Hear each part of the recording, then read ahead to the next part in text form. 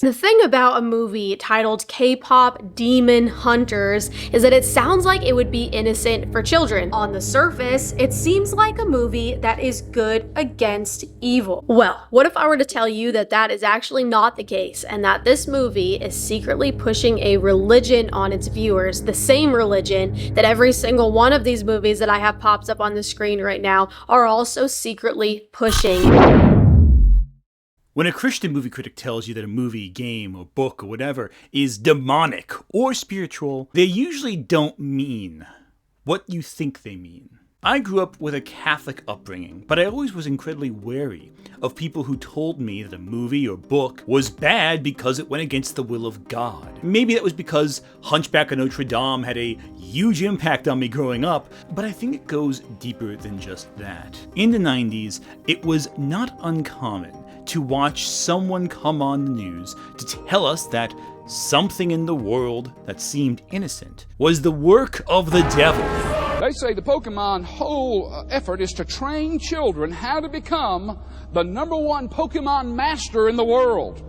You follow it through the New Age teaching, you find out that masters are those who take control of spirits in the dark realm, and they tell those spirits what to do. The two usual punching bags of these Christian pundits were both Pokemon and Harry Potter. That's of course not to say that we are not experiencing book bans anymore. In fact, we've had more bans in the last several years than probably in the last 30 years of our history. Well, we want to turn now to the sharp rise in book bans in America's schools and libraries. A recent study found hundreds of books, mostly focused on LGBTQ themes or racial issues, have now been forbidden across the country. Many of which are being removed for religious objection.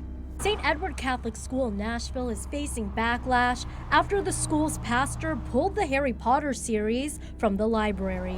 In an email to parents, Father Dan Rehill explained that the series glorify acts of conjuring the dead and evil spirits. I was not surprised. However, I'm starting to see those same trends that we made fun of all that time ago emerge on YouTube and TikTok, and I'm concerned. The religious grift has been ongoing for several years now. There are several big-name creators who, when confronted about, say, actual crimes they committed, they immediately pivot to making religious content.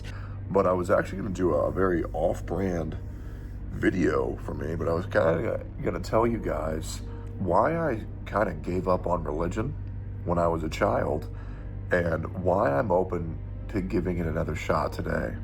See Tectones or Nux Taku for an example of that. But while those are both people who are easy to look at and go, yeah, they seem full of shit, they are a lot more buttoned up presentations that offer slightly more insidious messages, in part because, unlike the usual grift, these people believe it. Taylor Alesia is by all accounts a channel that's thriving, with over 400,000 subscribers, who specializes in Christian commentary, whether about popular media or trends or etc.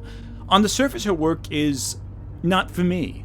I don't really care about little boo-boos nor how they are demonic in some way, but a video got my attention recently that made me evaluate her larger output. The video titled The Dark Hidden Message in K-Pop Demon Hunters is a review to the then recent film K-Pop Demon Hunters. I know, shocking. Which is a really good movie that deservedly became immensely popular. Everyone wanted to cash in on the craze when it came out, except me, apparently. Alesia is obviously no exception. But when watching her video, I couldn't help but spot a dark message in it. Hi, I'm sure you probably already heard, but Netflix recently released a very popular children's movie called K-Pop Demon Hunters, and it is all the rage right now. It is basically making headline after headline after headline, and has even made Netflix history by breaking an unlikely record 5 weeks after its release. The review opens up with Taylor talking about the movie and how it's incredibly popular and becoming a global trend and how the music is so good, and the implication being that the film has almost a hypnotic influence on its audience. And when I heard that, I immediately thought about another movie I'd seen that came out in the 80s that had a similar message for a similar intent. I never really realized before how dependent I've been on rock. Just walking by the audio store with the music playing, I just stopped there. and listened without realizing what I was doing. Rock, It's Your Decision is a propaganda film made back in 1982. The film focuses on a normal-ish teenager who loves rock music, who slowly, due to pressure from both his family and church, begins to see rock music as an instrument of the devil. Jeff, I wasn't called to be a minister until my sophomore year in college. Just like you at 16, I didn't know where I was headed. But when Christ came into my heart, my values changed. Some sinful habits I had to get rid of instantly, but other things that had played a big part of my life, well, I had to give them up. I remember right after I was saved, my best friend decided he didn't want to pal around with some religious holy Joe. Deciding to become a Christian even cost me a few friends. But in the long run, it was worth it. In this process, all of his internal traits that make him an interesting person are hollowed out and replaced with sheer fanaticism. What's the idea? With what? You mean the music? Oh man, this is a party. What do you want, Amazing Grace? It's our youth group in there. This ain't church. It's time to let down from some of the thou shalt nots we get all week. Then why did you bother to invite me if you plan to play that? Man, it's like I told you before, don't push it down my throat. Now, if you want to have some fun, okay. But if you don't like it, then just go home to mama.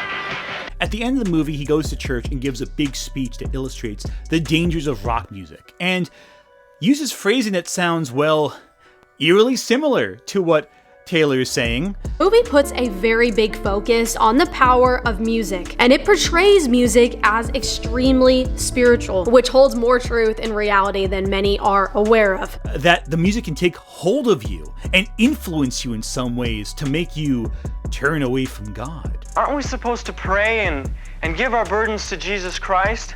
Are we supposed to just turn up the volume on our stereos a little louder and forget about it all? The conclusion is that rock music will ultimately take you away from God, either because the music is inherently demonic in of itself.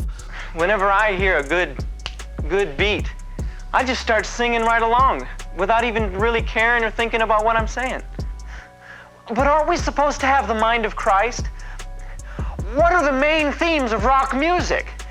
When I went through my own record collection, I was shocked. Isn't sex a major theme? And the occult too? Or the lifestyle of those who make the music is in some way against God. In particular, the film cites the active sex lives of various rock stars, as well as the fact that many of them are gay or bisexual. And what about the lifestyles of the popular groups and artists? Some are admitted homosexuals. Others brag about how many people they've had sex with. And how many rock stars have been arrested for drug possession? This message of this film is clear. Jesus Christ said, "He that is not for me is against me." Everything that we do should be to glorify Jesus Christ.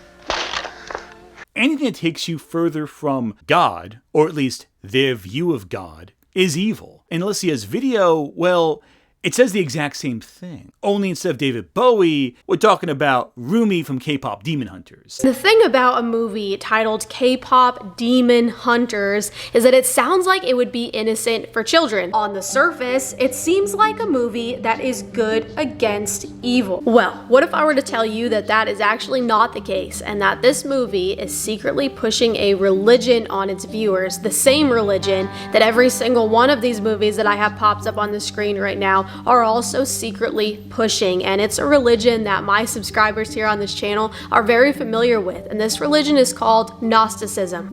See? Immediately, Alesia immediately implies that the film K-Pop Demon Hunters is pushing a religion onto its audience, the same way that rock music in Rock It's Your Decision implies rock music is pushing Satanism on its audience. And listen to these titles. Listen how many of them have something to do with Satanism or the occult. Sympathy for the Devil, Dancing with Mr. D by the Rolling Stones. Devil's Den and Dance with the Dragon by Jefferson Starship. Evil Ways and Soul Sacrifice by Santana. And listen to these by the rock group AC/DC. Rock and Roll Damnation, Let There Be Rock, Highway to Hell, and this is my favorite right here. Hell ain't a bad place to be. It's the buzzword that these people always love to cite, that the devil is in your entertainment and trying to get new recruits. Only here, Alesia is saying that it's part of a larger movement from Hollywood pushing Gnosticism onto their audience. And that Gnosticism, this religion you've never heard of, is everywhere. The Gnostic religion is in more movies than you could ever imagine, and once you notice it, it's hard to unsee it. I'm sure it's convenient for a content creator who has to make a new video every week that there is such a widespread religion. After all, you never run out of content. But what is Gnosticism? Explain to me, someone who doesn't know what it is, the concept. In short, the Gnostic religion paints the God of the Bible as an evil dictator with a bunch of rules, where the snake in the garden, the devil, he is actually the good guy. The Gnostic religion believes that Satan was trying to show us what God was keeping from us. So Gnosticism, according to Alesia, is a religion or religious order that argues God is evil and that the snake, which in the Bible isn't the devil but just an ordinary snake, but I'm sure Alesia knows that, is a misunderstood hero, bringing knowledge to humanity like Prometheus brought fire from the gods to man. That religious structures shame you into conforming to standards that are evil by Gnosticism's belief system.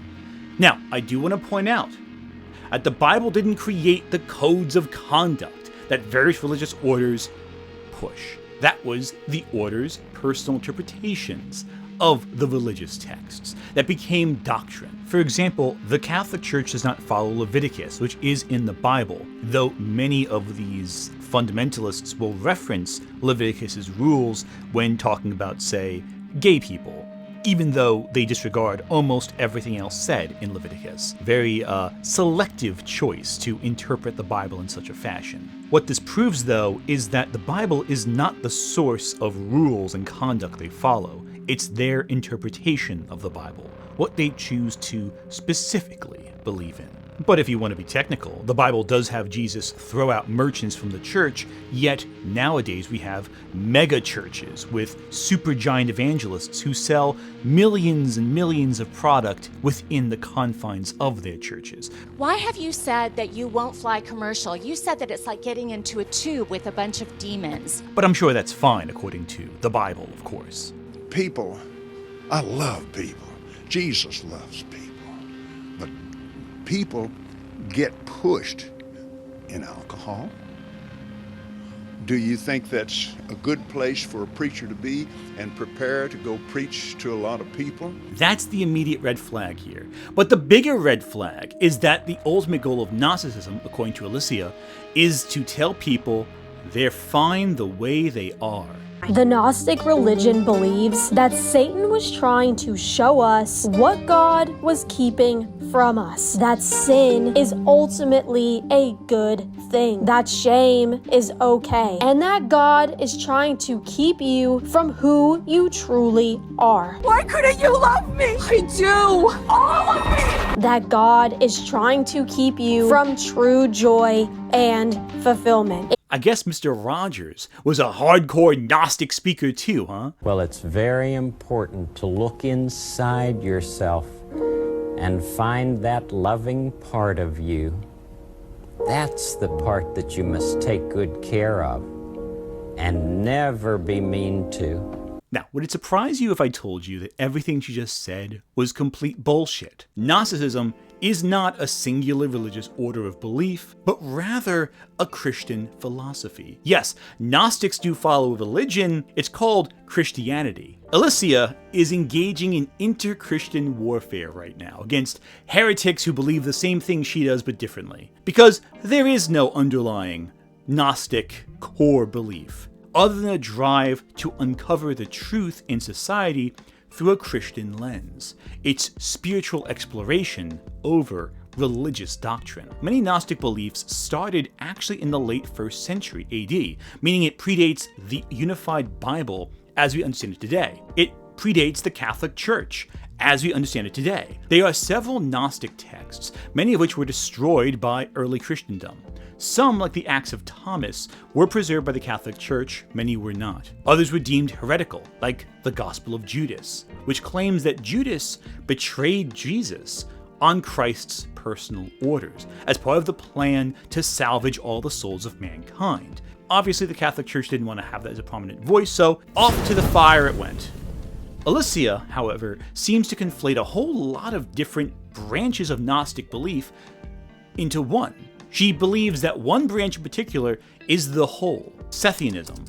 Satanicism believes that there is an unknown God above all else that created various aspects of himself. Each aspect has a pair, for lack of a better term, male and female versions of themselves. And one such is the Demiurge, who robs the power of his counterpart, Sophia, in order to create the Garden of Eden, to create humanity. However, through Eve, which is the Demiurge's poor attempt to recreate Sophia, the power of Sophia emerges in humanity, generating the Tree of Knowledge. In this instance, knowledge is the key to seeing through the lies of the Demiurge, who is not a god at all, but actually comparable to a deceiver, our direct counterpart, who claims to be the Lord of all. Now, if that seems confusing, it is. It's incredibly esoteric and draws heavily from Plato's writings. It also doesn't say that Satan was good because in this branch, there is no Satan.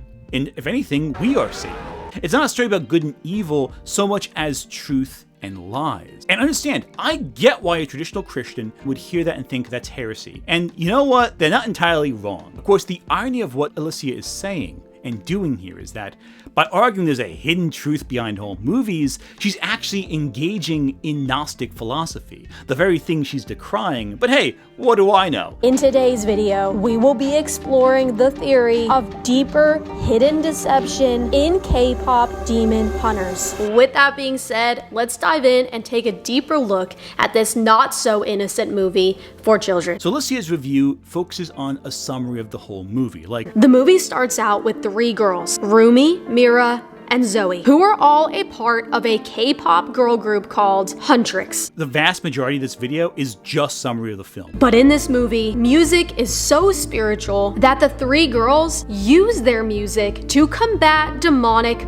forces. In the movie, we are met with this thing called a Hunmoon. And essentially what the Hunmoon is that it is a magical barrier created by the demon hunters to protect the world from demons. The ultimate goal in this movie is to strengthen the Hunmoon into a golden Hunmoon, which would then permanently seal the demons away. Very similar to what we read in the book of Revelation regarding the devil and his demons. Alesia conflates the golden Hunmoon to the book of Revelation, presumably the part about the dragon with 7 heads being cast into the eternal lake of fire after the 1,000 years of peace and solitude. Sinners punished for their sins at the end times. What Alesia ignores is that the book of Revelation is an apocalypse. An apocalypse story originally referred to a story that used metaphor to speak to a greater truth. It was a popular genre of fiction from the 2nd century BC to the 2nd century AD, around the time the Revelation according to John was written. So you're probably wondering,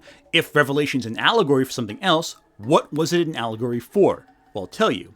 It used coded language to describe the oppression being faced by Christians at the hands of the Romans. The dragon that is the devil isn't Satan the devil in the concrete term, it's Rome. The beasts that declare the dragon's power, they're emperors. They're not monsters or demons, they're the emperors. And Babylon, it's just Babylon, a culture that was known to oppress the people of God in the past, showing how history echoes throughout time. All of this is the equivalent of our modern day satire. And that's not just me saying it, that's the position the Catholic Church has taken on the book of Revelation since its founding. It is only over time we've moved away from the original definition that the message of Revelation is lost to us. Instead, certain conservative religious orders, rather than go back to the original tradition of Revelation, bring us a new, fairly modern interpretation of the text. That it's all real, that it's all true, which is divorced by 2,000 years of what was actually said, but hey, what do I know? But really, everything I just said was unnecessary for me to tell you, because Alesia's failure isn't simply that she doesn't understand Revelation, it's that she conflates Christian philosophy with Buddhist philosophy. Because K-pop Demon Hunters clearly draws from Korean folklore and the Buddhist philosophies of overcoming the limitations of the self to gain true enlightenment. Everything I just said was redundant, essentially. Which begs, why did I say it?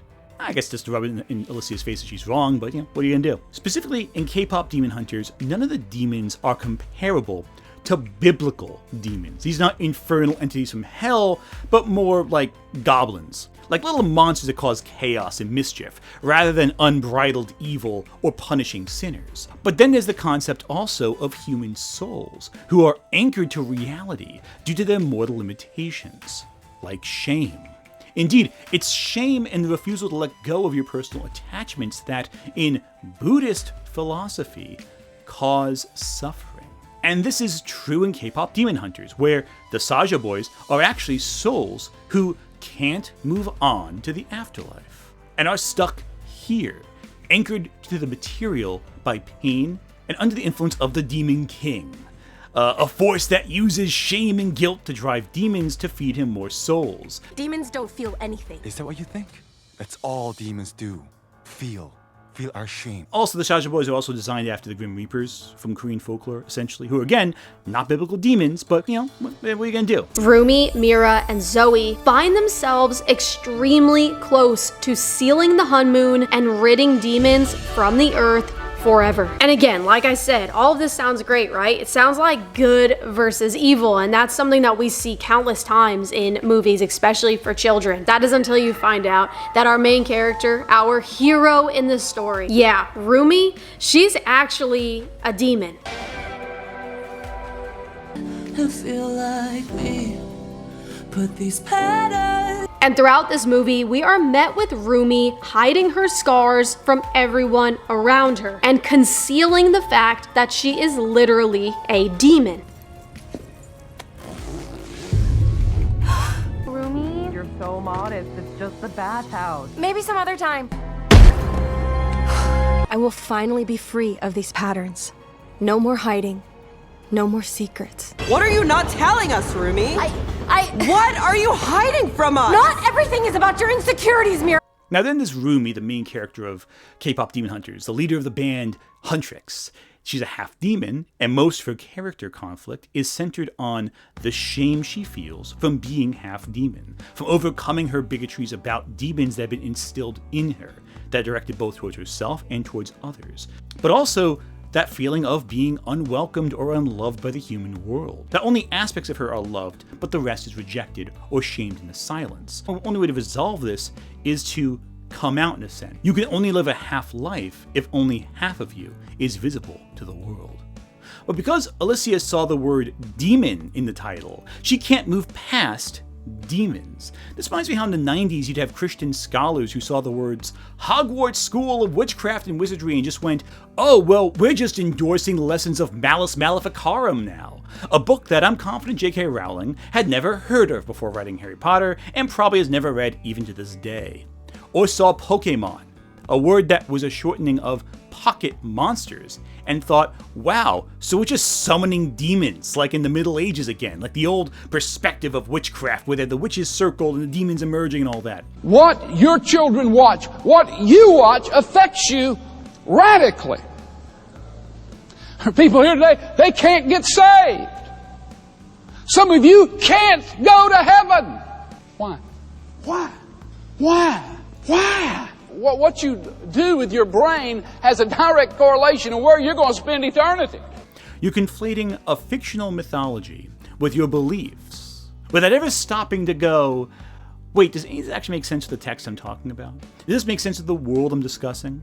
But then again, why would I expect Alesia to look at a movie clearly inspired by Korean folklore and say, wow, I should look at this through the lens of the culture we're talking about here? And you might be saying, like I was, okay, so she's a demon, but at the same time, she is definitely trying to seal the Hunmoon and she wants to conquer evil. But that's where you and I were wrong, and you're gonna see that throughout this video. But shortly before the girls are about to perform at this big event to seal the Hunmoon forever, the devil sends his minions, and they create a group to go against Huntrix. And their band is called called Saja Boys. The Huntrix obviously are big enemies of the Saja Boys, as the Saja Boys are literal demons. You would think so. You would think that they would be enemies of the demons, but now, all of a sudden, Rumi ends up falling in love with one of the demons, and she starts meeting with him secretly behind the backs of Mira and Zoe. Because Alesia sees demons as a pure evil, and monsters from hell, and not, a catch-all term for various monsters, and wandering spirits and all that, from folklore that you clearly don't understand, she assumes the movie is about stopping a material evil, as opposed to overcoming an internal one, communicated through externalized threats. The film is ultimately about how self-hatred leads to greater pain around us. You realize that the demons are a metaphor here, right? Like, it's a little deeper than what you think it is. This failure of understanding that you have, Taylor, impacts how you see the rest of the film. And now our two demons are singing together. They make a song together, and mind you, the song is very, very good. When I was listening to it, I was like, wow, this is actually really good. I can see myself putting this on my Spotify playlist. But you know what? It also was just very emotional. But that's the thing. It's meant to do just that. It is meant to tap into your emotions. We see that in Wreck-It Ralph. I'm bad, and that's good. I will never be good, and that's not bad. The Gnostic agenda is all about sympathy for the devil, and in this case, it's sympathy for the demons. And I think I just needed to be reminded of that when I'm watching this scene, that I am crying and having sympathy over two demons. Our protagonist in this movie, our hero, our love interest in this movie is a demon. Alesia then talks about how it's bad that the movie makes you feel sympathetic towards Rumi, because apparently Rumi is evil for being part demon. I'm at this moment glad that Alesia seems unaware that Inuyasha exists,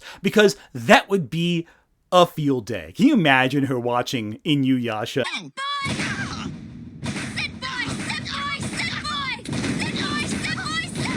Apparently, all stories centered on a character society calls evil is Gnostic, apparently, pushing some agenda, and part of some insidious plot to make us love Satan, according to Alesia. That worldview seems very toxic, doesn't it? And refuses to allow you to engage art on art's terms. And what's that at the bottom of the screen there, that message right there? Ralph's speech is exactly the same as what's being preached in KPop Demon Hunters? Yeah, because a guy who was judged for his job is the same thing as systemic racism.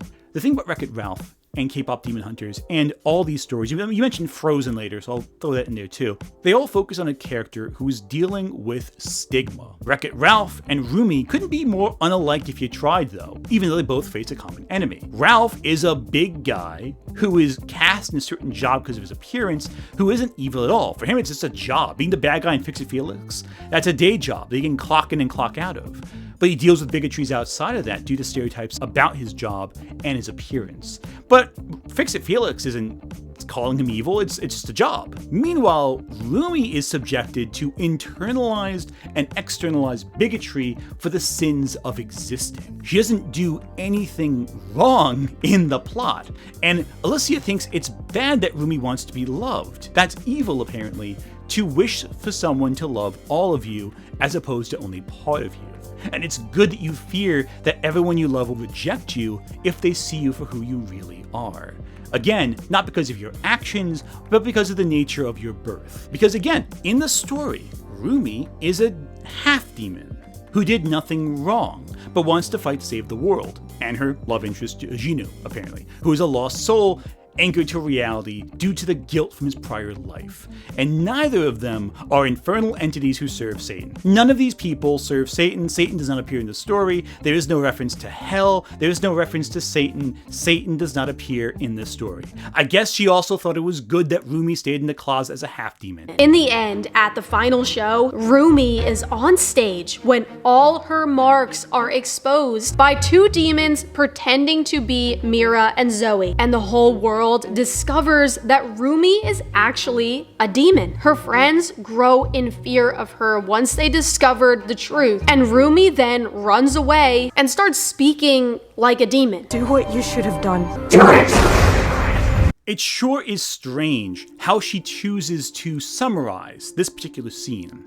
Because that's the scene where Rumi approaches her adoptive mother and asks her to end her prolonged existence because she has descended so deeply into self-loathing after being outed again by demons publicly that she longed for destruction. Demons in this case represent the manifestation of your personal guilt, forcing you to feel guilty for who you are. The demons drive Rumi not so much to do bad, but to feel bad about herself. This is an allegory so obvious a child should figure it out. But it's only then that she realizes she's been half-loved her entire life, pressured into remaining closeted as a demon. Again, my word choice is very particular here. The next scene follows the Saja boys inviting the whole world to come hear them perform. And I think it's so interesting that they put this because it's almost like there is such an obvious awareness now among everybody, whether you're a Christian or not, that music is spiritual and that when you go to these concerts, it's very spiritual.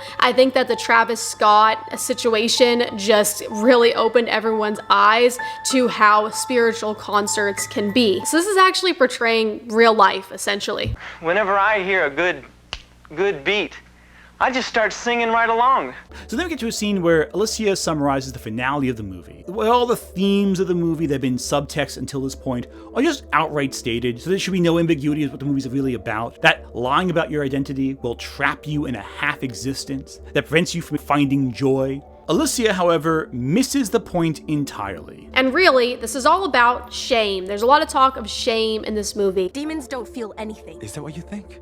That's all demons do. Feel our shame. But you know what, guys? Shame is a very good thing. You heard it here, folks, right?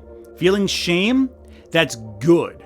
Because apparently, shame is an indication of what is right and what is wrong on a societal level. Do you want to know why? Because shame points to a sense of right and wrong. I don't know if you guys saw that couple that went viral just last week at the Coldplay concert when they got caught committing adultery, cheating on their spouse. What did they have in that moment? Why did they hide like Adam and Eve in the garden? It's because they felt shame. Shame is what has a lot of people, including myself, running to the cross and running to Jesus Christ, who is the only answer to shame and who lifts shame off of us. Our past, our shame, our regrets, all of that is lifted off of us when we go to the cross. But that's not what this movie is portraying. When you look deeper into this movie, you come to find out that this movie is all about embracing shame.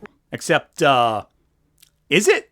She talks a lot about shame in this sort of abstract kind of way, but lacks the specificity to actually explain what shame is in context of this discussion. What Alesia is conflating is shame and guilt. Guilt is feeling bad about your actions. Shame is feeling bad about yourself. Guilt can be a good thing. It can drive people to confess their sins, to do the right thing, to make up for past actions, to do the right thing. But shame is different. Guilt can, of course, lead to shame, but it is only if that shame is derived from someone's actions as opposed to the actions and beliefs of others. And further, just because someone feels shame does not mean they're unforgivable, even if it is from justifiably guilty feelings. Meanwhile, demons are shown to be controlled and driven by shame. Demons don't feel anything. Is that what you think? That's all demons do. Feel our shame. And that only those who let go of their shame and let go of their past pain that they inflicted maybe to themselves or others, can they go on to do good. Demons are a manifestation of that guilt, in effect of the plot, that drives us to be self-destructive. In effect, shame is a bad thing because it keeps us anchored to our pasts, to our destructive actions, to the fears that we hold on to. And it's only self-destructive. It only leads to misery. But now, in the end, she's free to wear them.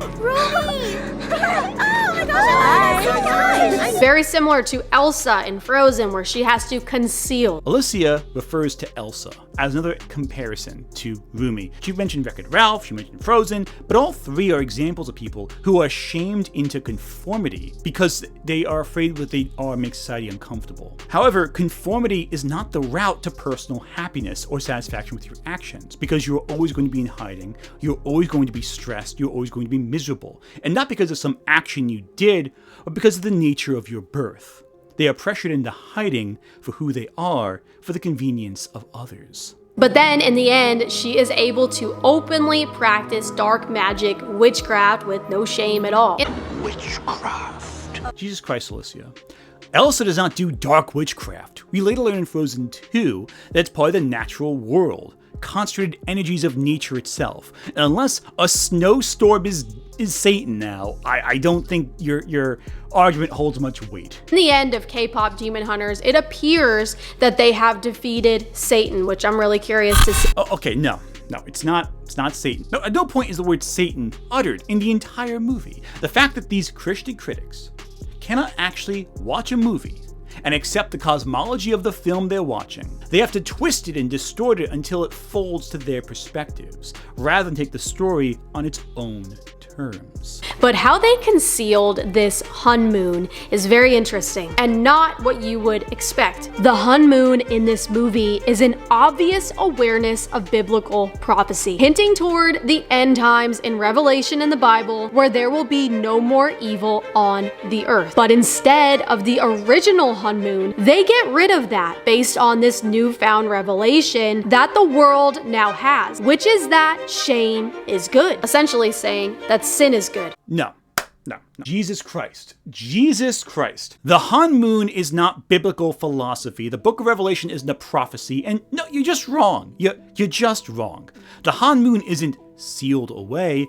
It's a net. It's a border. That's it. The Hun Moon itself might be inspired by Korean gut rituals. Through stylized song and dance, a shaman can create a sense of balance and wellness between the physical and spiritual worlds. It's not a biblical prophecy, it's a Korean tradition, a Korean present. The new Hun Moon doesn't represent that shame is good or sin is good, but rather, through the power of self-acceptance, you can achieve your goals and push forward to a healthier new world. The new Hun Moon serves the same general function that the golden Hun Moon, as we saw earlier, worked. At least as we understand it. It divides the worlds and keeps humanity safe, but now it's done through the power of self-acceptance, rather than through self-destructive fanaticism. It's more inclusive, rather than exclusive. After all, before the boundary was made purely by people pushing against demons, now it's made by both sides of the equation. Hell, the new Hun Moon is formed through the help of a reformed demon. So, as a Christian, the idea of redemption and forgiveness should actually make you like the resolution more.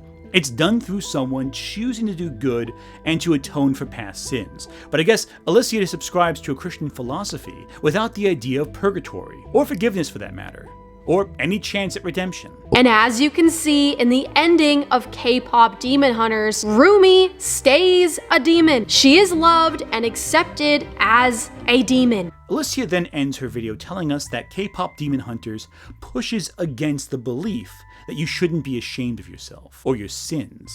Whether you agree with some of the things I shared today or none of it at all, I think one thing is for sure. K-pop Demon Hunters is planting the seed in the minds of its viewers that you should never be ashamed of the sin that you are hiding. Embrace shame and embrace the demons inside of you. You can be both. You can be a good person and have demons. And that shame keeping your feelings bottled up is a good thing, actually. But do not be confused, because that's not how it works. You only have two choices before you take your last breath here on this earth. And if you choose to sit on the fence in the middle, you are still making a choice, because that fence, it belongs to one side. And it's not the side that will be in the eternal presence of God. It's on the side of the eternal presence without God. But here's the thing that Alesia never actually specifies that I think is kind of important. What sins did Rumi commit that Alesia thinks should be bottled up exactly? Because it sounds to me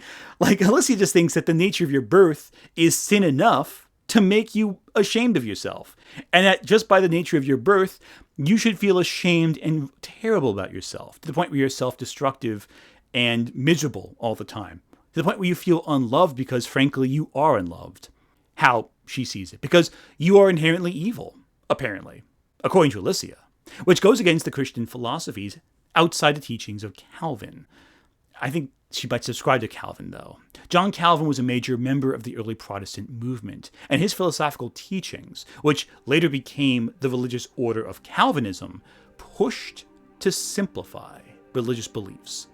If Gnosticism pushed for answers and saw reality as a mystery or a lie, Calvin said, stop looking. You already have all the answers. One element of Calvinism that's to this day controversial is the idea of theological determinism, or the belief that God is so all-powerful and so all-knowing, he has already decided who can be redeemed in his eyes. Meaning, whatever you do doesn't matter. You're born destined for goodness or born destined for evil. And free will is secondary to God's will, so even if you fight your fate, there is nothing you can do to stop it or change it. And that seems to be what Alesia is saying here, doesn't it? Rumi is born a half-demon. Therefore, she's destined to be evil. She didn't do anything evil, it's just her destiny now. Like, what choices did Rumi make that make her sinful? I listened to Alesia's whole commentary, and never once does she mention the sin Rumi makes through her own will. It's only a reference to the nature of her birth, all while ignoring the circumstances that led to her birth, or led to whatever she does in the film proper. The best I can think is that Rumi refuses to repress her identity any longer, which illustrates the real thing that Alesia is talking about, isn't it? The sin in question isn't action, it's identity. It's not that guilt is good, but shame is good, because Alesia thinks it's good to feel shame for who you are. That any movie that has witchcraft, demons, or video game villains as an allegory for being a marginalized individual is proof that marginalized people are all the things the worst of society tells them that they are. In short, it's bullying someone into conformity because you better conform. Because what you are, your deviation from my norm, is evil. Which means you feel shame for being biracial because racists are making fun of your hair or your looks or the color of your skin. That's good, actually. You should feel ashamed of that. Hell, I hope they bully you harder. That shame you feel, that self-hatred, the way you can't even look in the mirror without hearing every cruel thing said to you, that's God's way of telling you that you sinned. What did you sin? Well, you were born differently from me, and that means I get to tell you that you're evil until maybe you start to believe it. And I hope you do. And I hope you hate yourself for it. Are you gay, trans, bisexual, stuck in the closet because you're afraid someone you care about will hate you if you tell them your true feelings? Well, good! You deserve that, you little freak. And I better not hear you ever hint at your true feelings, ever. Conform to what I want you to feel, so I feel more comfortable around you. And if I feel uncomfortable, that's just God's way of telling me that you're evil and deserve to go to hell. And don't raise your voice if I tell you all gay people are sinners who deserve hellfire. Because if you talk back, if you disagree with me, if you make me even slightly uncomfortable, that means you're just denying the truth that I am just presenting to you as a good Christian. That is Alesia's message, using the music of K-pop demon hunters to communicate her dangerous, bigoted rhetoric, her bigotries. She wants you to feel ashamed for who you are, which led me to ask, what else is she telling her audience of hundreds of thousands to feel ashamed about? How else is she using cinema to make you feel like garbage? And so, I dug deeper. What if I told you that Alesia made another video, just like the K-pop Demon Hunter one? Only this time, she says one of the most beloved animated films of all time is secretly luring young girls into the open arms of Satan himself. All while mixing in conspiracy theories about ancient religions that, despite being Christian, she insists are real in some way and can harm you. Well, it's funny. You think you're asking those questions because, so Alesia, she talked about Little Mermaid next. Hi, if you clicked on this video, I'm gonna safely assume that you know the story of The Little Mermaid. But have you seen The Little Mermaid 2? And I have seen both of these movies so many times that I could probably rehearse most of the lines in the movie. And I can't lie, I have definitely had moments in my life where I have imagined myself as a mermaid. Many girls have watched movies like The Little Mermaid and Aquamarine and fantasized a life under the sea. And through a parent's eyes, this may seem innocent, but it's not, and I am only 3 days of recognizing how dark and deep this rabbit hole goes. And I really believe that most of you guys are going to be as blown away as I was, because the story of The Little Mermaid is closer to being nonfiction than many would like to believe. And before you call me crazy, let's dive in and let me show you what I found. I'm starting to get a sense of Alesia's basic formula to all of her videos, and by understanding that I can figure out her whole grift. Mention popular thing. Tell us how it's charming and something we like, and how maybe even she likes it. Reveal dark secret conspiracy. Draw connections between said conspiracy with the material thing. Summarize the plot. Satan. Of course, the irony here is that The Little Mermaid is close to nonfiction, though not in the way Alesia might think. The story is often interpreted by literary scholars as author Hans Christian Andersen's expressions of detachment from society, feeling like he belonged to a different world, that pretending to exist in his society caused him constant pain. Most people forget the mermaid in the original story experiences pain walking on her newly formed feet, like glass jutting through her toes. This is because Andersen was either gay or bisexual, as well as potentially neurodivergent. All of these things apply back then too, these are not new concepts. Only difference is the stigma back then for all of these was vastly worse. In his social circles, this was all known, and it was also why many people didn't like him all that much. But it can't be that this story was an expression of humanity. No. It's gotta be some absurd story about evil mermaids, right? But even Alesia wouldn't be that dumb to say. The earliest known mermaid stories appear to originate in ancient Assyria around 1000 BCE. These stories often feature the goddess Atar-Goddess, who is depicted transforming into a mermaid after sorrowing over a mortal she loved. The storyline of a very loved and known movie, The Little Mermaid. Daddy, I love him! So Alesia is stating The Little Mermaid is inspired in part by the story of Atar-Goddess, right? The mermaid goddess, Alesia informs us, transformed into a mermaid after mourning the loss of her lover. Also, she's Assyrian and from the year 1000 BC. We know this now from Alesia's statement. It would be a shame if 1 or 2 or 3 details of that story were wrong, right? So Atar-Goddess is believed to be a combination of multiple Canaanite goddesses dating back to the Bronze Age, which ran from 3300 BC to 1200 BC, a few centuries before Alesia's account. One of these Canaanite goddesses was Atarat, who is known by some as the Lady of the Sea. Atarat is often affiliated with trees more than fish, though some depictions of her do show with aquatic features, which would predate Atar-Goddess by a few thousand years maybe. But the key issue here is that both Atarat and Atar-Goddess are both chiefly fertility entities, meaning Alesia is conflating goddesses of sex with the virginal Little Mermaid of Hans Christian Andersen's story. These points are very specific because the comparison between a fertility deity and a virginal figurehead of purity is definitely a stretch and illustrates how little these stories actually have in common with each other when you really break down what they're about. Atar-Goddess, who is depicted transforming into a mermaid after sorrowing over a mortal she loved. The storyline of a very loved and known movie, The Little Mermaid. But, then there's the story about the mourning, right? That's gotta be some inspiration. I mean, it's not like fairy tales didn't draw inspiration from mythology, right? Well, what if I told you that also wasn't part of the original myth and arguably isn't even part of the recounted version of it? Shocking, I know, Alesia wrong about something. What she's referencing is a story written in the 1st century BC, almost 1,000 years after Alesia claims to have emerged, and after the goddess was worshipped by a Greek Sicilian writer named Diodorus, to explain why this goddess the Greeks saw other people worshipping looked that way. That's right. Much like how Alesia pointed to KPop demon hunters and said, "Oh, those are demons and Satan," Diodorus pointed to a goddess of fertility with a fishtail and shouted, "Greek tragedy." We're off to a great start, aren't we?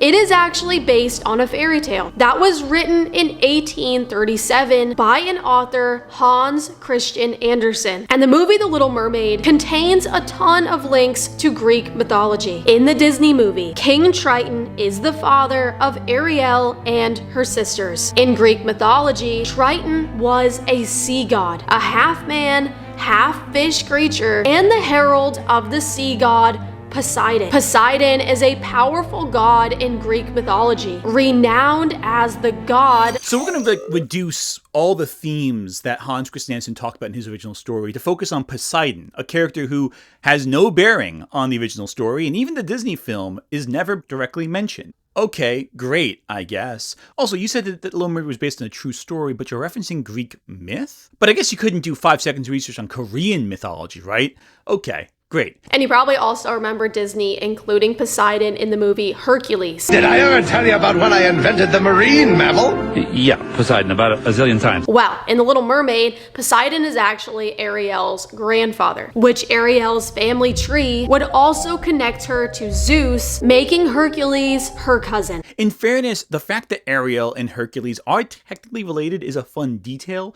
but I also don't think it's super relevant to anything you're talking about, especially if you're arguing that The Little Mermaid is in fact a true story. Because I'm not sure if you know this or not, even in the days of ancient Greece, Hercules was not seen as a real person. He was a legend. Okay, so we have established that The Little Mermaid is deeply rooted and connected to Greek mythology. And although it's been packaged to us in love stories, tapping into our emotions and our hearts, these were very real gods to many people. Most ancient Greek and Roman texts treated the gods as actual entities. They believed that these were real spirits. They believed in mermaids, better known as sirens. No. Sirens and mermaids are completely different. Sirens were not half fish in Greek myth. They were half bird. They were known for luring men to their dooms with their songs, yes, and that was luring them to the ocean, yes, but they would fly atop the rocks,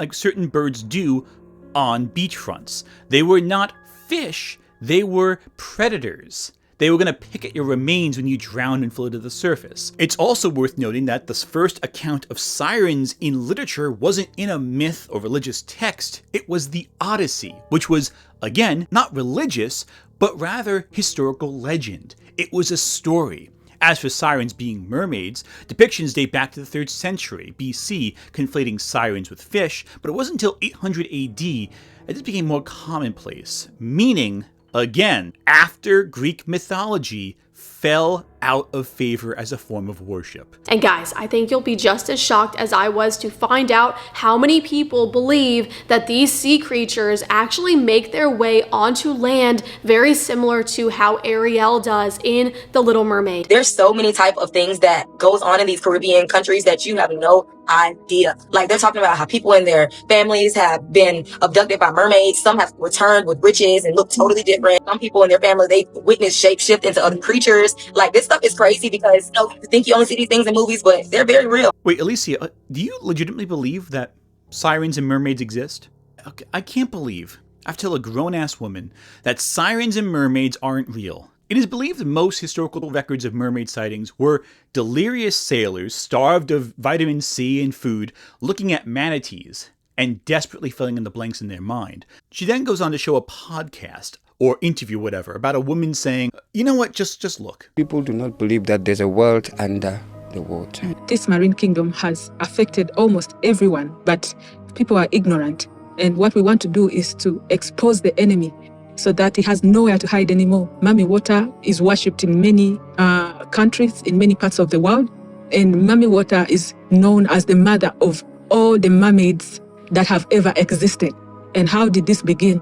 It began in Genesis 6, when the sons of God mixed with the daughters of men. And actually, when they mixed, it was not just having an affair. They introduced them to witchcraft. They introduced them to sorcery. They introduced them to the mixing of herbs and mixing of breeds, mixing of all kinds of things. That's why you see, even in movies these days, they are trying to to show us what happened in those days, because Jesus says that in the last days it will be as it was in the days of Noah. They're trying to show you an animal, half a human being, half a donkey, half a human being, half fish, half a human being, half a snake, because this is what the enemy is targeting. This is what the marine kingdom is about. The biblical passage in question refers to the interbreeding of humanity and the Watchers, also known as Gregory, the angels set to observe and protect humanity. They interbreeded to create the Nephilim, who are described as the heroes of old. Now, some interpret the Nephilim as demigods, others giants. In the Book of Enoch, while apocryphal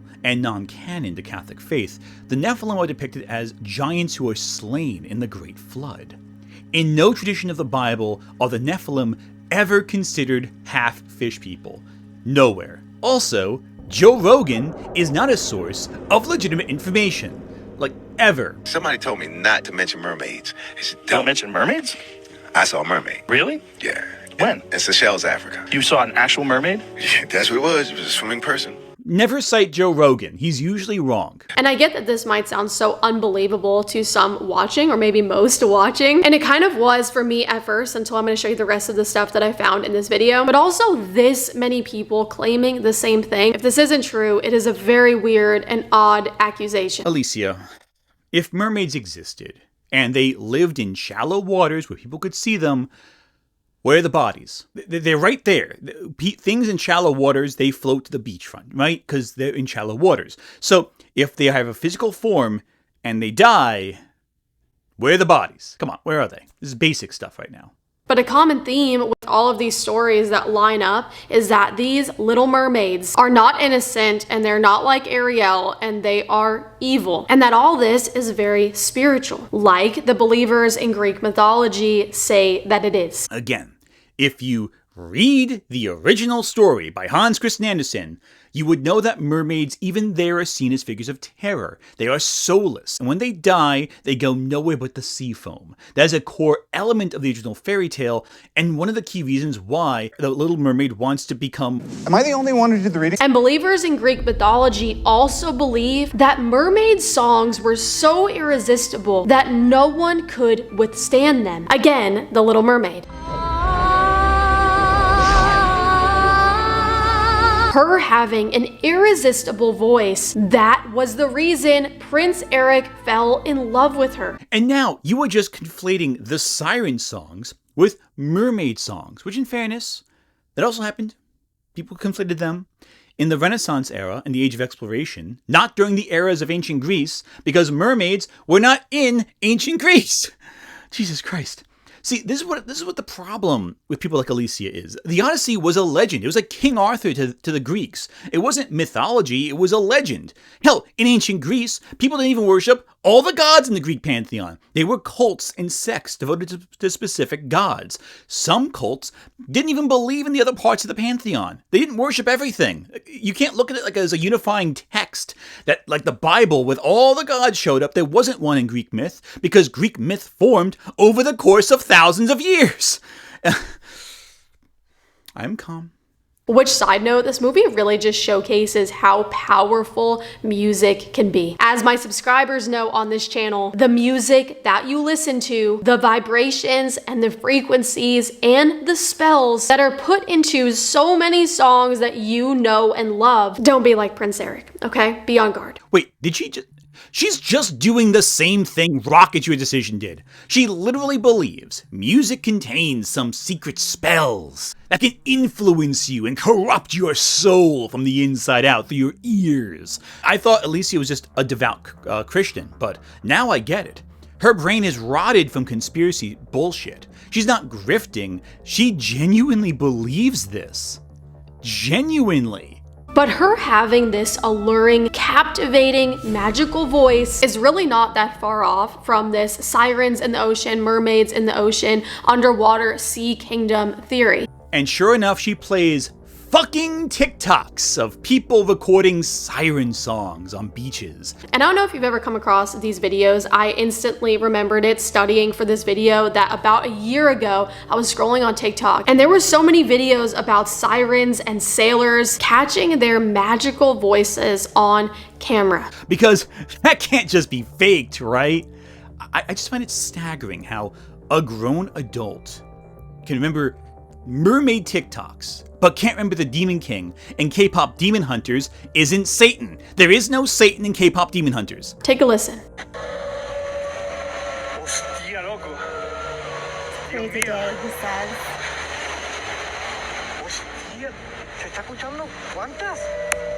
He's asking how many mermaids.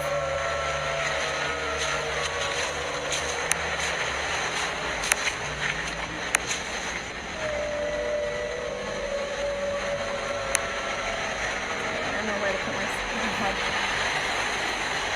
They are truly amazed. And this is how mermaids lure men into the sea. Literally, this is how, because they are amazed. The guy is about to cry. They're saying this is crazy. How many are there? A fishing crew was in the middle of the sea. They hear this. On September 10th of 2021, a deep-sea fisherman by the name Brian was out fishing near Buzzards Bay, so basically miles away from shore. And as the crew was getting ready to call it a night, just like any other day, suddenly from the dark open waters, someone begins to call out to them. And we just out here. We're chilling. We're out here chilling. I hear it. I hear him. Where's he at? What the f is that noise, bro? What is that noise?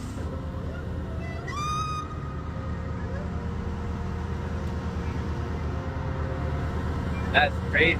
Very creepy. Is it real? We don't know, but today's video might make it seem a little bit more plausible. The first one looks completely fake, and the second one sounds like he recorded a dolphin or something and misunderstood what it was. It's also not like any other marine mammal has a song-like language too, right? You know, like dolphins or whales. No. It's gotta be mermaids. Hell, even going in that first one, the siren call leads men to their doom, right? Makes them go into the ocean to drown, right? By their own logic, these men shouldn't be revering the song, they should be drowning. Hell, the guy filming should be dead. There is no way he can post the video if he heard an authentic siren song because he'd be drowning. But no, he has to stand around and film properly with a good angle at it. Get different angles of it. He's not hypnotized at all, he's unaffected. Do you not see the inconsistencies in your own bullshit? Can you not spot them? How can we trust you as a source of information if you can't even vet what's obviously a fake staged video? Are you this gullible? You are this gullible. What am I talking about? But I want to quickly point out that sirens are different than mermaids. In Greek mythology, sirens were half bird, half women hybrids who lured sailors to their deaths with enchanting songs. Mermaids, a later, mostly Northern European legend, are half fish, half women beings, often depicted as beautiful and benevolent. While the siren's original depiction as a bird woman has faded in popular culture, the term siren is sometimes used interchangeably with mermaid. Wait, so you do know that sirens are different than mermaids. So why is it, for most of your video, did you hide this detail? We're 10 minutes into your 17-minute long video, and now you mention that sirens and mermaids are not the same thing. Well, why'd you hold that from your audience if you knew that? Especially after conflating mermaids with sirens for the majority of your video. But nonetheless, both are still tying into the theory that there are spirits in the ocean. Oh, I get it. There's spirits now. I guess that makes it's so much more logical. Whenever anyone asks for a mermaid body, like, oh no, it's incorporeal. They're spirits. They don't need carcasses. It makes it very convenient for you to make up bullshit. If you don't need physical proof to back it up, it's fine. Even your TikToks, which are the physical proof, I'm sure the inconsistencies don't matter because you can just say, oh, it's spirits. It doesn't make perfect sense. You can hand wave it away by saying, oh, the rules you knew don't count, but only when they do matter they count. But when they don't matter, it's okay. I'm trying to wrap my brain around the sheer stupidity that I'm dealing with this video. And it's like, it's hard, really, to understand true absurdity. This is conspiracy brain bullshit. None of it makes any sense. None of it's anchored to reality. You kidding? None of it is anchored to reality. It's all just bullshit. It's bullshit made on a bunch of TikToks to fool kids into going down the alt-right pipeline of conspiracy. Because it's only a matter of time before you go, oh, mermaids exists? Well, there's also a hollow center of the earth where it's only white people around there. Because that's also a thing on TikTok they buy into. I'm sure if I dug onto Alesia's channel far enough, I'd find her white utopian hyperbole of nonsense as well there. And if you understood what half those words mean, you've been researching conspiracies for way too long. And in both The Little Mermaid 1 and The Little Mermaid 2 movies made for kids, things get even more spiritual, but this one is right in plain sight. And it all comes back to witchcraft. As usual, seriously, after the series that we did on this channel, I am thoroughly convinced that witchcraft is literally the devil's version of the Christian church. Witchcraft is his church and his kingdom. Oh great! Witchcraft! Again, just by citing witchcraft. By the way, do you know how many women were slain in America and Europe due to them being accused of being a witch? Are you aware of that? Do you know what it is? Even back then, they were grifters who exploited the fear people had of witches for profit. The infamous Witchfinder General, immortalized by Vincent Price, was a real lawyer who went from town to town, convincing the town folks that every issue they had, whether it was the crops drying up, or someone was having trouble baking bread, or someone didn't get pregnant fast enough, it was due to a hidden witch among them. And he'd pull these nonsensical tests to find the right witch, for a small fee. But the question is, would Alesia be a Witchfinder General? Or be one of the poor fools who fell for his grift in seconds? But the use of witchcraft in these mermaid movies is really interesting to me, because as my subscribers on this channel definitely know, witchcraft is huge. It's probably one of the most popular activities that's going on in more people's homes than you realize. Seriously, I think you'd be shocked to find out how many of your neighbors have literal altars in their homes. Oh, witchcraft is everywhere, huh? We all have altars in our homes. Everyone is a part of it, and they all worship Satan. If you believe this bullshit, nothing I tell you will convince you otherwise, but I have a question. If witchcraft were so widespread and so mainstream, why wouldn't marketing teams advertise to that witchy cult out there, you know? Who is mass manufacturing all these eyes of Newt, all these altar platforms, all these vestiges of this religion? Where are all the mass-produced witch idols, if it's so mainstream? By the way, I decided to check up on where this article mentioning that Gen Z is all in on witchcraft comes from. It comes from the British magazine The New Statesman, where it cites a staggering 8 million witchcraft Instagram posts as proof that Gen Z is totally involved in witchcraft. Also, there's a Reddit with 100,000 members in it. That means witchcraft is everywhere. Everyone's worshipping it if, you know, only 1/10 of a million people worldwide are part of a subreddit about it. Seems kind of weird, doesn't it? Almost as if it's bullshit.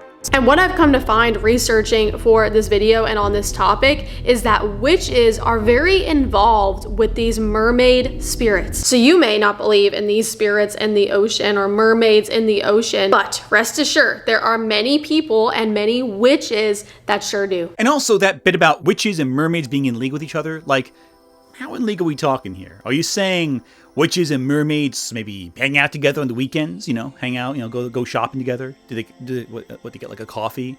Do they sing karaoke together and the witch kind of gets like a little shy because, you know, her voice isn't nearly as good as the mermaid's, who's talented drawing in lost souls into her depths? And she's just so musically inclined, you know, like talented, and the mermaid has to show the witch how to properly, you know, tune her vocal cords, how to properly sing. And, you know, it gets quiet after, you know, the next song ends and the two kind of meet their eyes and they slowly draw nearer and there's a nervous pucker of the lips as tension builds and the darkness and quiet of the room. And I'm sorry, I lost track of things. What were we talking about again? People and many witches that sure do. Oh, by the way, the screen going black right now, that's not me editing something. The video just cuts to black here. I guess the mermaids got to the video or something. This lasts for a minute, a full minute. I timed it before we finally get jump scared by that. Okay. I want you to remember that this is part of a mermaid video before I show you this, all right? This comes immediately after a minute of silence and talk about how witches and mermaids are in league with each other. Do you want to guess what she talks about next? Think of it in your head. Think of it like right now. Take a second. Okay, what have you thought of? You're wrong. And not to mention, I don't know how many of you guys know the famous YouTube family, the Ace family, but the wife and mother of this family, Catherine, who really needs our prayers at this time, has been experimenting with the demonic drug ayahuasca behind the scenes for years and has recently come out with a book being very open about it. Ayahuasca is a psychedelic drug. It is not a demonic drug unless you think naturally occurring plants are the work of Satan. It's a beverage, a tea, that indigenous people have across the world used for their spiritual awakenings. It's basically poisonous tea leaves that make you hallucinate, and usually have a spiritual awakening if you approach it without fear. If you have it with fear, you see nightmares. As far as I can tell, no one has ever died from an overdose, but it can be extremely anxiety-inducing, which can increase self-destructive behavior before, during, and after the experience. Also, I find it slightly strange you say the drug ruined their marriage when I thought it was the multiple cheating scandals, the accusations of assault, and the invasive filming of a neighbor's property that really was what did this whole marriage in, but what do I know? So you're probably wondering, what does any of this have to do with mermaids? Well, and after this journey of finding herself through this drug, ayahuasca, she has discovered that she was a mermaid in her past life. So some lady is on drugs, and she's convinced she was a mermaid in a past life. This is absolutely fucking crazy. This woman has 500,000 subscribers, and this is the brain rot she puts out? They're all crazy except you and me. Sometimes I have me doubts about you. Yes. First off, Christians don't believe in reincarnation. That's something you see more in Hinduism or Buddhism, which is ironic that you just seem to steal Buddhist ideas when convenient, but absolutely ignore they exist when analyzing works of media centered on Korean folklore. Or is Korean folklore that is heavily influenced by Buddhism, just like native Peruvian tea leaves, something demonic and evil. Also, this lady's hallucinated past life, it's just the Little Mermaid. In that life, I had a trauma with the ocean. I didn't want to be there. I didn't want to live in the ocean, but I had no choice because my father in that specific lifetime was a king of some sort. And I know this might sound so crazy, you guys, like, I feel crazy saying it, but he was a king of some sort, and I had no choice but to live in the ocean because I was royalty in that life. She probably drank the fucking tea while her kids were watching Little Mermaid, and she had his, oh, I'm Ariel actually now. What is this? Is this proof of anything? I do think it is very interesting that she took this very demonic and dark drug and suddenly believes that she has the spirit of a mermaid. Similarly, Joshua Bassett actually took this same drug, and it's the very reason that he ran to Jesus, because of what he saw. The drug can elicit a fear response in users because it's a chemical. The same thing happens with shrooms, marijuana, or any other drug. Hell, alcohol can make you have that kind of experience. Not the past life thing, but anxiety-inducing, certainly.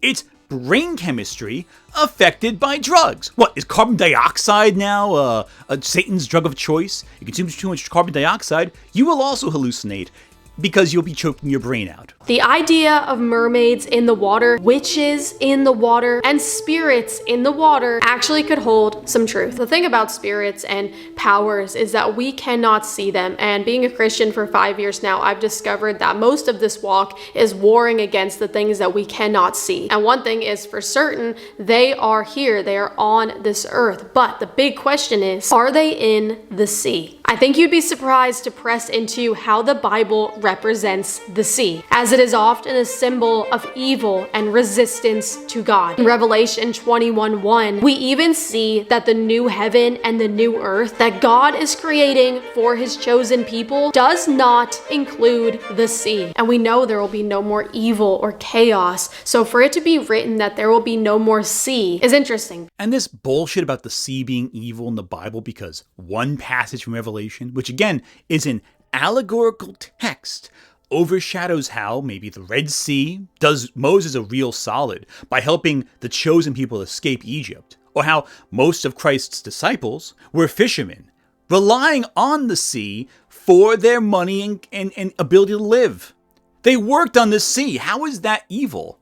I don't know what version of Christianity Alesia worships, but it sure doesn't seem anchored in doctrine. It feels more like the Bible says whatever the fuck you want it to that day, and you can interpret it any way you want. Because we also see evil coming from the sea. In the book of Daniel, when he sees 4 beasts rising from the sea. The book of Daniel is another example of apocalyptic text in the Bible, though this is more about the Greek invasion of Jerusalem in 167 BC. The book of Revelation heavily lifts from imagery from the book of Daniel in its iconography. It's almost like these books have context you gotta understand before you start spouting about them. We also see Leviathan in Isaiah 27:1, referencing the end of times. Leviathan is an evil, twisted reptile that is in the sea that the Lord will punish, with even further mention that God will destroy this sea serpent in Psalm 74:14. The Leviathan is often paired with the behemoth, avatars of nature and might, who God holds dominion over, neither of which are demons until you get to, say, the demonology of the Middle Ages. Rather, they're embodiments of nature that God creates. They're fearsome to humanity, but to God they're playthings. Or they're just apex animals like a crocodile or elephant. Point is, if you point to Leviathan without discussing its land-based counterpart, you are leaving out major context. And the story of Legion and the pigs really just drives this home for me, you guys, where demonic spirits begged Jesus to send them into the pigs, and as soon as he did that, they ran into the water. Demons preferred the water, which could imply that certain demonic forces operate through the water. As for the story of Legion, the demon possession, no, the demons don't prefer the water. The demons entered into the body of pigs, and the pigs drowned themselves. The text of the story is very clear. The demons didn't steer the pigs, they just entered into the pigs and the pigs ran off. The Bible never indicates if the pigs chose to drown themselves, rather than have demons inside them, if God sent the pigs to their doom, or if the demons did it willingly. We don't even know if the demons had control over the pigs. After all, demons in the Bible don't necessarily mind control their hosts during the initial phases of possession. It's more like an ailment that builds to mind control and can lead to bizarre behavior that is erratic, but not necessarily with an intelligent design. Legion only speaks through the mouth of the possessed because Jesus commands them to. Before then, the demons weren't saying all that much specifically. Further, if the demons love the sea so much, why didn't they take the possessed man into the sea? You think about that, huh? And by the way, none of this crazy rambling actually concretely proves anything. Satan visits Jesus during his 40 days of fasting. Does that mean hunger is demonic? Or the desert? It makes just as much sense as the other bullshit she said. There are so many biblical connections to power being in the ocean. And with over 95% of our ocean still being unknown, it's not hard to believe that there may actually be a dark spiritual kingdom in the depths of the ocean, and that The Little Mermaid is just another demonic movie produced by demonic Disney to further the demonic agenda that so many are unaware is being inflicted on them as a viewer. But ultimately, the message is that Disney is using Little Mermaid to spread a demonic message. For some reason. But don't ask for proof. No, because see, that's the thing. There's TikToks and drug hallucinations and witches. So that absolutely means there's a massive sea kingdom filled with mermaids who worship Satan, who are set to kill us all, and that everyone is in on it except you specifically, especially the big capitalist organization that makes its money by selling things and doesn't decide to sell any witchcraft stuff to the audience that's clearly all witches, or it's total bullshit. I think it's total bullshit. I find it bizarre how Alesia never mentions the original text, the Hans Christian Andersen story, which deals with God, souls, divinity, magic, and is a story about spiritual redemption. She ignores it in favor of some delusional conspiracy, all while saying the people who made A Little Mermaid are literally demons. So let's talk about Howard Ashman for a second. Howard Ashman is the man responsible for The Little Mermaid being as powerful a work of art as it is. He was the movie's lyricist, but pushed repeatedly for the film to be changed and altered in creative ways. For example, the character Sebastian, that's Ashman's idea. The design of Ursula, Ashman pushed for that too. He didn't design Ursula, but he was involved in the conversation. Most notably, every song Ashman wrote for the film was almost rejected by John Katzenberg, who was in charge of Disney Animation. I remember the Part of Your World song had animated, and Jeffrey sat in the movie theater, and afterwards Jeffrey said, we got to cut that song. It's boring. Who at multiple times wanted to fire Ashman. When we were working on Little Mermaid, one day I went to the copy machine, lifted the lid, and found a memo, and I picked it up. The memo was all about Howard taking too much time and asking for redos and costing the studio time and money, and maybe he needed to be fired. Disney, the company, did not make Little Mermaid. Howard Ashman and his team we worked with did. And Howard Ashman was a gay man who during the production learned he was dying of AIDS. He would go to the Disney offices, do what he had to do that day, and then he would come home, and then he would be hooked up to like intravenous medical equipment to give him fluids and medicine. A disease many at the time in the Christian right believed was God's divine punishment against people living an unholy lifestyle. Howard Ashman lived long enough to finish his work on Beauty and the Beast and begin work on Aladdin before he passed away. He also made Little Shop of Horrors into a musical, but that's a different story, and I'm sure Alesia thinks the musical with the talking plant who eats people is also demonic in some way too. It would track with everything else she said so far. The truth is that by acting like big companies are into witchcraft, what you're actually saying is that the creative minds behind their work, who actually made it, are demonic. You may want to say, oh, it's a big faceless corporation. We can say they're demons all we want. And yeah, you can make fun of Disney, the company, all you want. That's fine. But you're talking about a person who did most of the creative work. Are you implying that Howard Ashman, a gay man dying of AIDS, was a demon? You might not mean it. But if I conclude the video saying that, I would have more evidence for my claim than you had for anything you said in these two videos. Ultimately, Alesia's claims are dangerous. They push an ideology and mentality that is destructive, harmful. I recognize it as bullshit, but what about a vulnerable mind? The kind of people who would see these monster TikToks and think, oh, that's legitimate information. The reality simply is this. Someone like Alesia may not be intentionally grifting her audience, but she is promoting dangerous, obviously fake ideas to an audience who is desperate to believe in anything, especially the idea that everyone is against you and only God is the way forward. Well, I'll tell you this right now, if there is a God, he is not the God that Alesia is preaching. At all. God bless you guys. Let me know what you think in the comments. I'd love to hear your thoughts on this one. And as always, I will see you guys in our next video. God bless you guys.